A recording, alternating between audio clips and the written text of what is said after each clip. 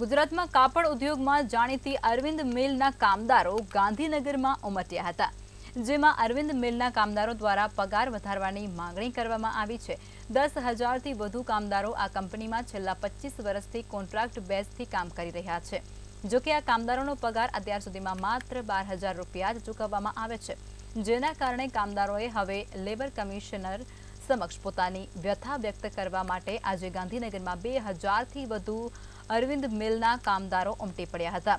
બીજી તરફ કામદારોને ન્યાય અપાવવા માટે મહિપતસિંહ નામના એડવોકેટ તત્પરતા દર્શાવી હતી અને ઉદ્યોગ ભવન ખાતે લેબર કમિશનર સમક્ષ 1,937 ફરિયાદો દાખલ કરી હતી।